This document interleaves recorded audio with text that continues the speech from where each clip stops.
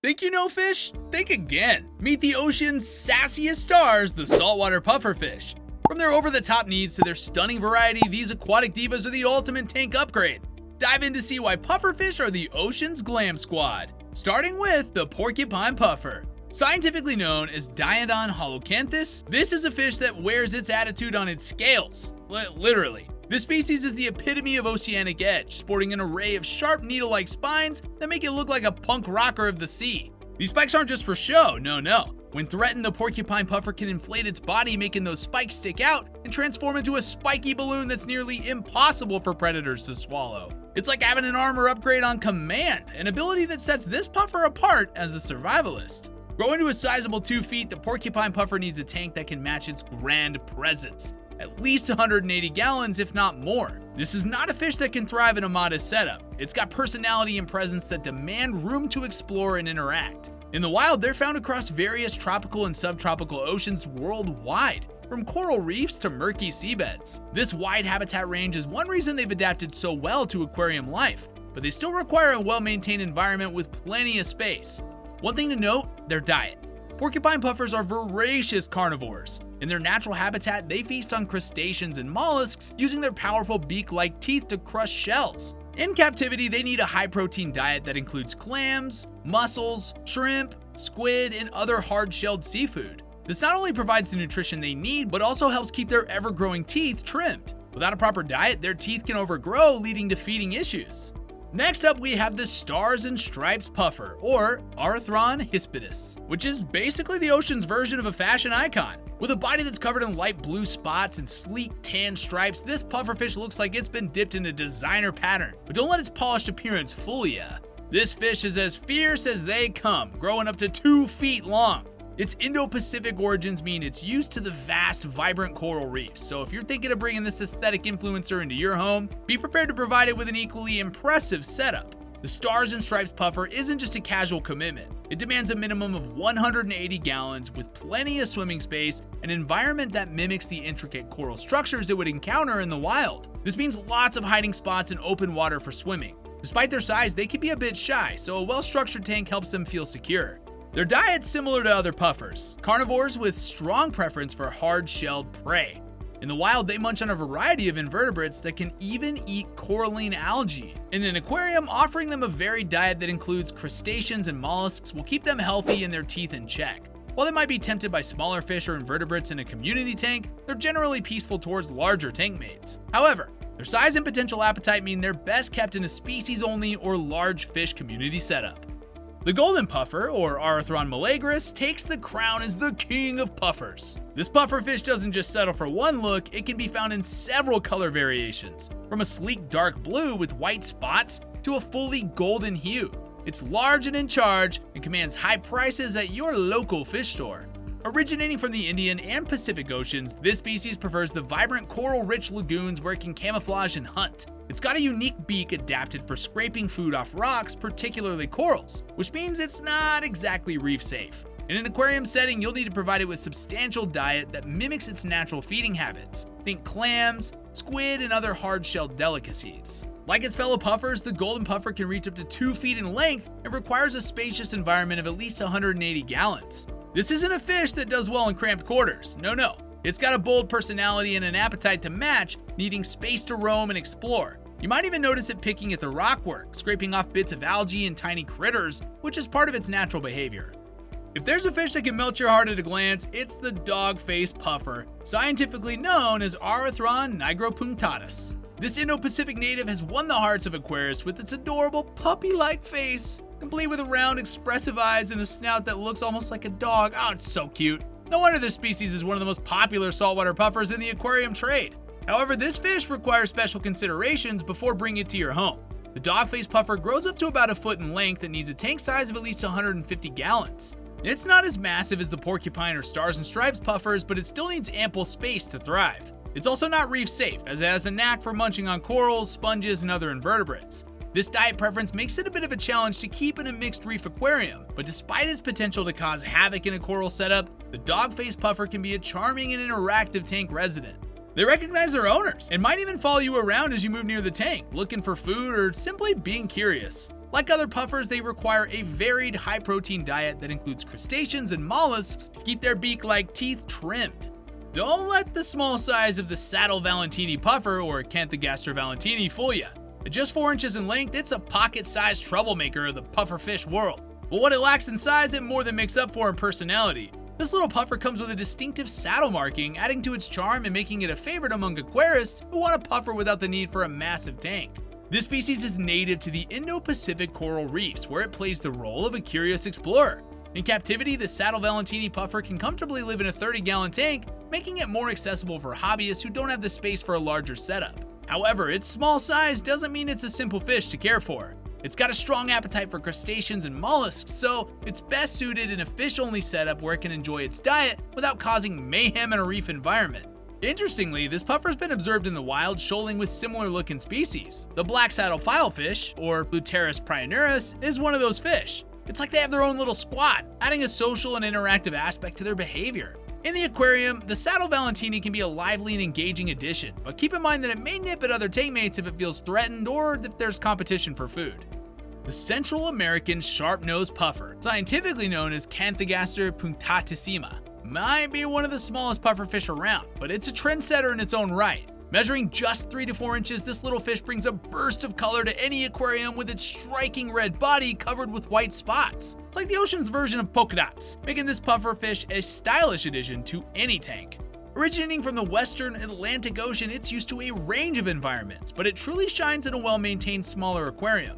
Unlike its larger puffer cousins, the Central American sharp-nosed puffer can thrive in a tank as small as 30 gallons, making it a perfect choice for hobbyists who are tight on space but still want to enjoy the quirky charm of a pufferfish. Despite its size, this puffer has a big personality and an even bigger appetite for life. It spends its time exploring the tank, using its sharp beak to nibble on the substrate and decor, always on the lookout for something to munch on. Sound familiar? In the wild, this puffer hangs out in seagrass beds and coral rubble, where it feeds on a variety of small invertebrates like starfish, sea urchins, and algae. In captivity, a diet rich in protein like crustaceans and mollusks is key to keeping it healthy and vibrant. While they might be small, their teeth grow constantly, so offering hard-shelled food helps keep those pearly whites in check. Plus, they're relatively peaceful and they can be kept with other non-aggressive tank mates, but they do appreciate having a little space to call their own. If you're looking for a pufferfish that adds a pop of electric color to your tank, the blue spotted puffer or Acanthogaster solandri is one to watch. Sporting a vibrant red body adorned with electric blue spots and stripes, this pufferfish looks like it's been plugged into a neon sign. It's native to the Central Pacific Ocean, where it lives among rocky reefs, and it brings that same energy and vibrancy to any aquarium setting. Slightly larger than its sharp-nosed cousin, the blue spotted puffer grows up to 4 to 5 inches and requires a bit more room to roam. A tank of at least 55 gallons is recommended to accommodate its curious nature and active lifestyle. One of the cool things about this puffer is its social behavior. In the wild, they're often seen in pairs, and they might even pair up in an aquarium setting if the conditions are just right. It's like having your own aquatic duo performing in your tank.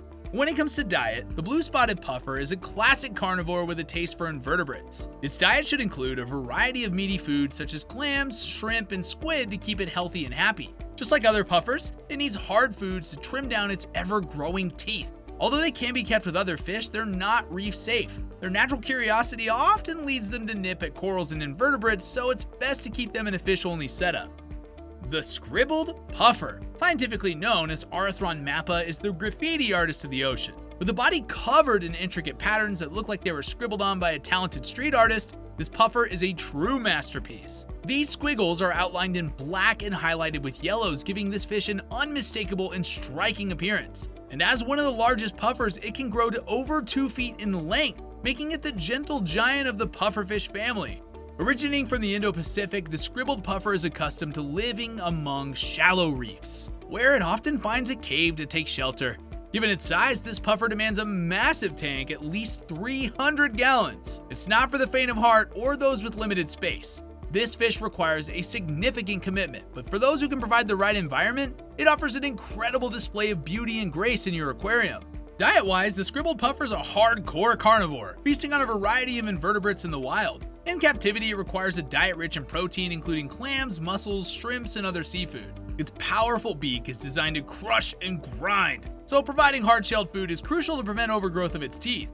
Given its size and diet, it's best kept in a species-only tank or with other large, non-aggressive fish that can handle its presence.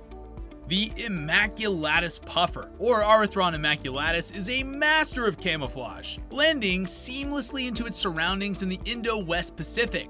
With its tan coloration and distinctive yellow tail fin outlined in black, it can disappear into the sandy and rocky substrates of its natural habitat. But this ability to blend in isn't just for show. It's a key survival tactic in the wild where it navigates through mangrove forests, estuaries, and seagrass beds. In an aquarium setting, this puffer grows to about a foot in length and requires a minimum tank size of 125 gallons. While it might not be as massive as some of the other puffers, it still needs ample space to explore and show off its unique swimming style. The Immaculatus puffer is less aggressive than some of its larger cousins, making it a little bit easier to manage in a community setup with other large non-aggressive fish.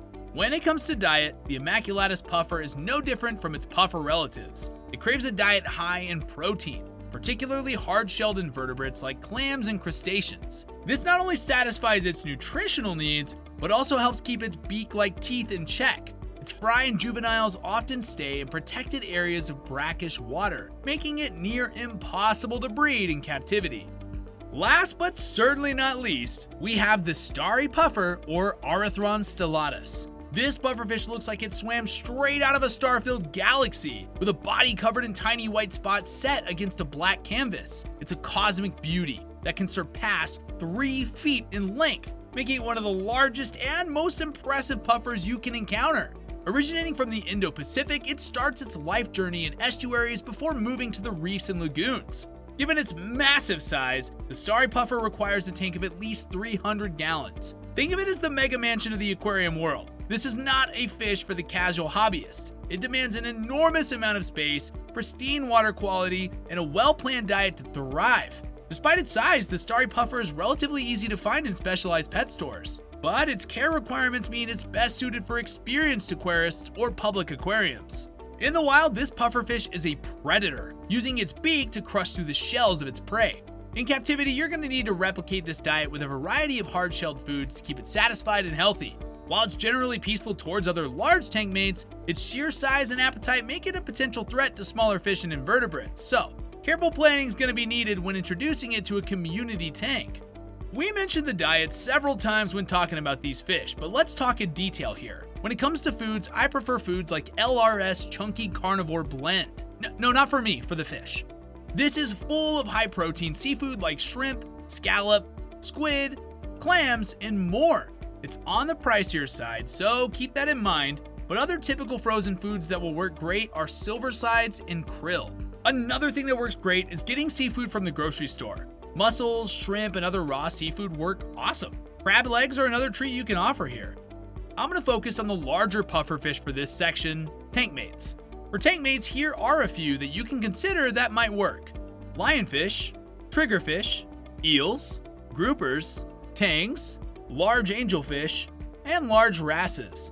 Keep in mind, some of these fish like triggers vary wildly in personality. You're gonna want to stick to more mild-mannered predator fish, and puffers are generally not overly aggressive towards their tank mates, but they do get larger and will eat anything they can fit in their mouth and will nip at more timid fish.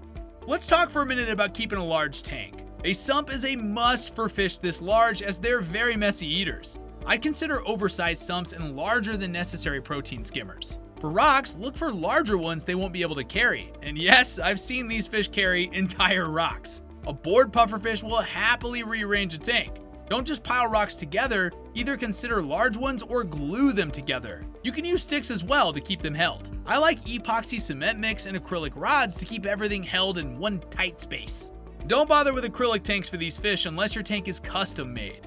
I've seen them leave bite marks on small acrylic tanks. Triggers do the same thing actually. Glass tends to hold up better to the abuse in my experience. Stick to medium or smaller grain substrate as they're definitely going to stir things up. And most basic Argonite mixes I've seen at specialty stores are going to suit them. Thanks for diving into the amazing world of saltwater pufferfish with us. Whether you're mesmerized by the electric blue spots of the blue spotted puffer or captivated by the cosmic beauty of the starry puffer, there's no denying these fish are true showstoppers. If you're curious to learn more, make sure to check out our in-depth blog post for even more information on how to care for these fascinating creatures. You'll find detailed care guides, diet tips, and tank setup advice to help you create the perfect environment for your new fin friend. Don't forget to hit the subscribe button for more aquatic adventures and leave a comment if you've got a favorite pufferfish or maybe you have some questions. You can also leave me a super thanks to help support this channel. Or better yet, click the video to your right for more aquarium goodness. See you around!